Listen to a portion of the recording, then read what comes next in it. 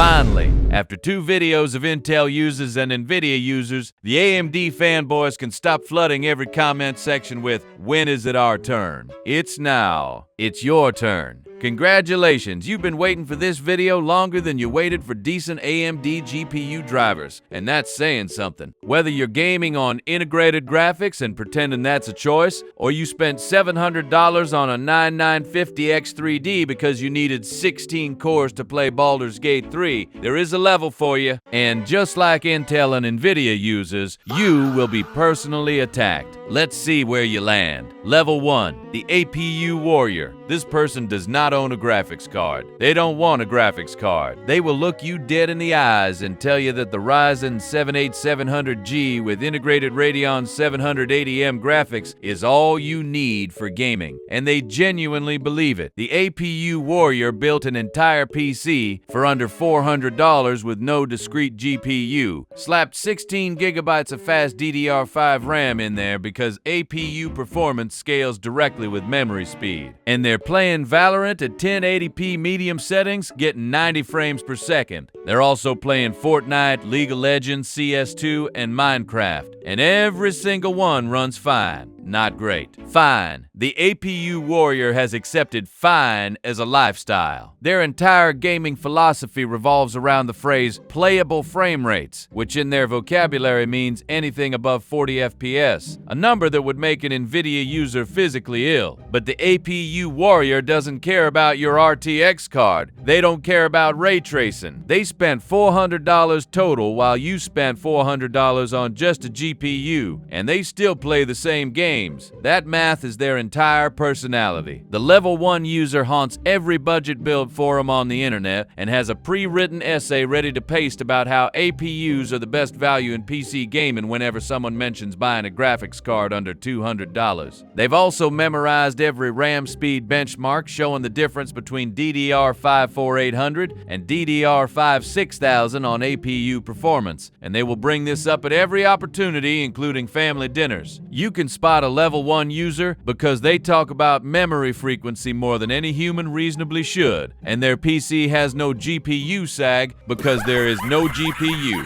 Level 2, the Ryzen 5 loyalist. This is where the cult begins. The level 2 user runs a Ryzen 5, and they worship this chip the way ancient civilizations worship the sun. The Ryzen 5 3600 started this obsession back in 2019. 6 cores, 12 threads, 65-watt TDP, and a price tag around $200 that delivered performance embarrassing Intel's chips that cost twice as much. The Ryzen 5 3600 became the most recommended CPU in PC gaming history. Every single Reddit thread asking what CPU should I get between 2019 and 2021 had the same answer. Ryzen 5 3600. Budget build, Ryzen 5 3600. Mid-range build, Ryzen 5 3600. My house is on fire, what CPU should I get? Ryzen 5 3600. Then the Ryzen 5 5600 arrived in 2021 and did the exact same thing all over again. Faster IPC, same price, same dominance. Then the 5600X, then the 7600. The Ryzen 5 has been the default just by this recommendation for 6 years running, and the level 2 user has internalized this so deeply that they physically cannot recommend any other processor. Their build is clean, efficient, and perfectly balanced. A Ryzen 5 paired with a mid-range GPU, 16 gigs of RAM, and a B-series motherboard that costs half of what an X-series board costs because the level 2 user knows that the performance difference between a B and X board for gaming is essentially nothing, and spending extra on a motherboard is a waste of money they could put toward a better GPU. You can spot a level 2 user because they have a near-perfect build for the money, they know it, and they bring up price to performance ratio in conversations where nobody asked. Level 3, the Radeon Defender. Now we enter dangerous territory. The level 3 user doesn't just use AMD processors, they use AMD graphics cards. And they have chosen violence. The Radeon Defender runs an RX 7000 series GPU, probably an RX 7800 XT or an RX 7600, and their entire online presence revolves around defending AMD GPU GPUs against NVIDIA in comment sections, forums, and Discord servers. The Radeon Defender knows every benchmark. They know that the RX 7800 XT trades blows with the RTX 4070 Ti Super in rasterization at 1440p. They know that AMD's FSR3 frame generation is free and open source while NVIDIA locks DLSS behind proprietary hardware. They know that AMD cards generally offer more VRAM for the money, with 16GB standard on the 7800 XT, while NVIDIA charges the same price for 12GB on the 4070 Ti Super. The Radeon Defender brings up VRAM capacity in every GPU discussion like a lawyer presenting evidence to a jury. 16 gigs versus 12 gigs at the same price, Your Honor. They have a point, and that point has been sharpened over thousands of online arguments. Where the Radeon Defender quietly falls apart is ray tracing. NVIDIA's RT implementation is significantly better than AMD's, and the Radeon Defender knows this but has developed a sophisticated coping strategy. Their argument goes like this: ray tracing tanks performance, barely any games use it well, it's a gimmick that NVIDIA pushes to justify higher prices, and honestly, the visual difference isn't even that noticeable. They've said this so many times they actually believe it now. The Radeon Defender is also deeply familiar with AMD's driver reputation. Every time someone mentions AMD drivers are bad, the Radeon Defender launches into a historical breakdown explaining that driver issues were primarily a 2020 problem with the 5000 series launch, that the 7000 series drivers are rock solid, and that NVIDIA had their own driver scandals that nobody talks about. You can spot a level 3 user because their flair on every tech subreddit includes RX, followed by a number, and they've typed the phrase more VRAM for less money so many times their keyboard has a macro for it. If you want to see more tech content like this, hit subscribe because we are covering every level of every brand. Level 4. The X3D Gaming Elitist. This person owns a Ryzen 7 9800 X3D, and they want everyone within a 50-mile radius to know about it. The X3D is AMD's secret weapon, a processor with stacked 3DV cache that gives it a massive L3 cache, 96 megabytes on the 9800 X3D compared to 32 megabytes on a standard Ryzen 7. That extra cache acts like a turbo boost for gaming, keeping frequently accessed data closer to the cores so the CPU spends less time waiting for memory and more time feeding frames to your GPU. The result is that the 9800 X3D is the fastest gaming processor on the planet, beating everything Intel makes and even beating AMD's own more expensive 16-core Ryzen 9 in pure gaming workloads. The Level 4 user knows this because they've memorized the Gamer's Nexus benchmark charts and can recite frame rates for specific games at specific resolutions from memory.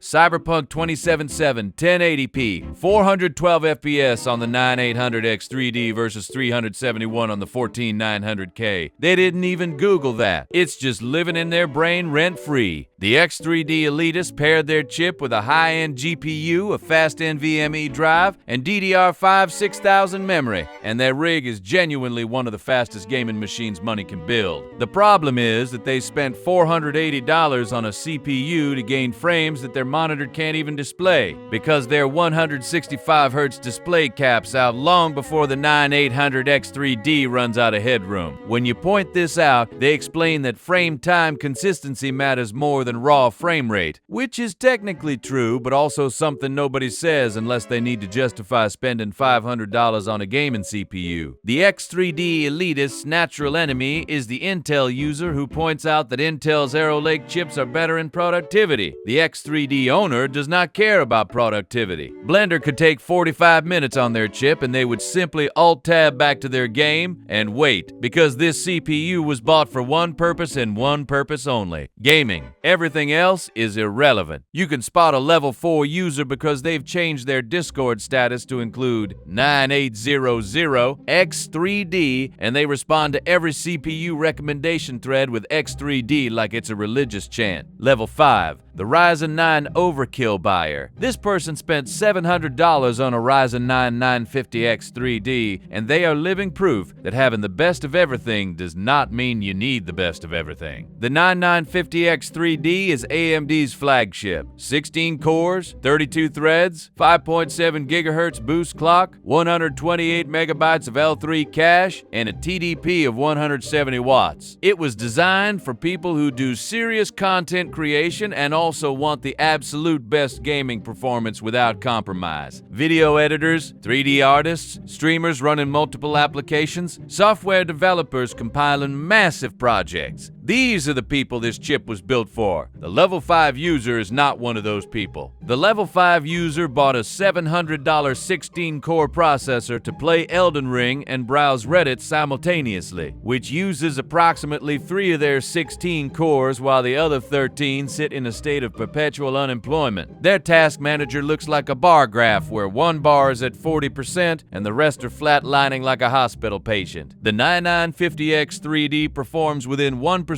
of the 9800X 3D in gaming, which means the Level 5 users spent $220 extra for performance they cannot perceive with human eyes. When confronted with this information, they pivot to the productivity argument. I also do video editing. They edited one video. It was a 45-second clip of their cat uploaded to Instagram Reels at 720p. The Ryzen 9 processed it in approximately 1.3 seconds, which is admittedly very fast, but a Ryzen 5 would have done it in 2 seconds and cost $450 less. The Level 5 user's real motivation is the same as every flagship buyer in history. They wanted the highest number on the spec sheet. The biggest number wins. Always has. They could have bought the 9800X 3D and gotten identical gaming performance, or the 9950 non-X 3D and gotten identical productivity performance for less money. Instead, they bought the chip that does both because what if I need it someday? They will not need it someday. You can spot a Level 5 user because they casually drop 9950X 3D into conversations the way people name drop expensive restaurants. The chip costs $700. They want you to know that. Level 6, the FX Bulldozer Survivor. This is the most battle-hardened AMD user alive, and they deserve either a medal or an intervention. The Level 6 user is still running an AMD FX 8350 from 2012, 13 years ago. This chip was part of AMD's bulldozer and pile driver architecture, which represented the darkest era in AMD's history. While Intel was dominating with Sandy Bridge and Haswell processors that were faster in single-threaded workloads by margins so wide you could park a truck in the gap, AMD was pushing the FX series with 8 cores that sounded impressive on paper but performed like 4 cores wearing a trench coat pretending to be 8. The FX 8350 ran at 4 GHz base clock, boosted to 4.2, and drew 125 watts doing it, which meant this chip ran hotter than most space heaters and required a cooler the size of a small building to keep it from throttling. The Level 6 user paired this processor with a GTX 1060 or an RX 580 back in the day, and somehow, against all logic and reason, they're still using this combination in 2026. They game at 1080p, low to medium settings. Their frame rates fluctuate between acceptable and PowerPoint presentation, and they're on a DDR3 Platts motherboard that hasn't received a BIOS update since 2016. When you tell them to upgrade, they give you the same speech every time. It still runs what I play. What they play is CS2, World of Warcraft, and Stardew Valley. Games that could run on a calculator. They're not wrong that their setup handles these titles, but they conveniently ignore the fact that opening Chrome and Discord at the same time while gaming causes their entire system to stutter like it's having a seizure. The FX Survivor lived through AMD's worst era and never switched to Intel out of pure brand loyalty. They watched Intel dominate for years, watched their friends switch sides, and stood firm with their furnace of a CPU because switching to Intel would mean admitting AMD lost. lost. And now that AMD is back on top with Ryzen, the FX survivor feels vindicated, even though they still haven't actually upgraded to Ryzen. They just like knowing they could. You can spot a level 6 user because their PC sounds like a turbine, their room is noticeably warmer than the rest of the house, and they've been planning to upgrade to Ryzen next month for the past 4 years. Level 7, the ThreadRipper Maniac. This is the final boss of AMD users and honestly, the final boss of desktop computing in general. The level 7 user does not own a Ryzen processor. They own a ThreadRipper, AMD's workstation class CPU that starts at 96 cores and goes up to numbers that shouldn't exist on a desktop. The current ThreadRipper 7990X has 96 cores and 192 threads. Read that again.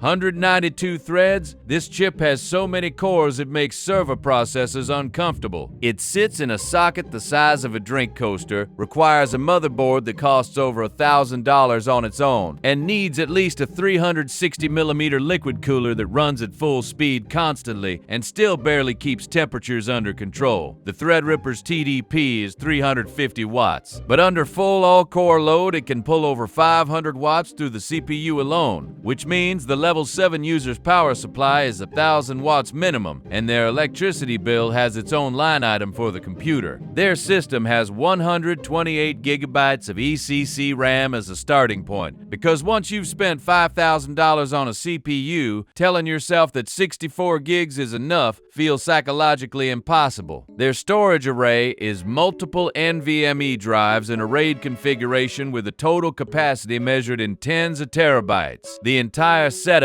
costs somewhere between $8,000 and $15,000 depending on how deep the madness goes. The funniest thing about level 7 users is the split between the ones who actually need this hardware and the ones who absolutely do not. On one side you have VFX artists rendering feature film quality animations, engineers running computational fluid dynamics simulations, data scientists training machine learning models, and studios doing real-time motion capture processing. These people use all 96 cores regularly, and for them, ThreadRipper pays for itself in time saved. On the other side, you have the person who bought a ThreadRipper because they wanted to compile their hobby project in Linux 3 seconds faster, and now they own a $10,000 system that they primarily use to run Docker containers and watch YouTube at. The same time, their 96 cores sit at 2% utilization while they browse Reddit, and their desk vibrates gently from the 6 fans running at 1200 RPM. When someone asks why they need 96 cores, the ThreadRipper owner gives one of 3 responses: virtualization, future-proofing, or a long, uncomfortable silence followed by, "It was on sale." It was not on sale. It has never been on sale. ThreadRippers do not go on sale. They cost what they cost, and the level 7 user paid it because they crossed a psychological line where spending more money on computer hardware became indistinguishable from a personality trait. You can spot a level 7 user because their PC weighs more than their desk, their room sounds like a server room, and when you ask what they do for a living, they pause for slightly too long before saying something vague about consulting. So those are the 7 levels of AMD users. From the APU warrior gaming without a graphics card to the ThreadRipper maniac running 96 cores in a room that doubles as a sauna. Which level are you? Drop it in the comments. And now that we've covered Intel, Nvidia, and AMD, nobody gets to complain anymore. You all got roasted equally. Hit subscribe and click the video on screen now.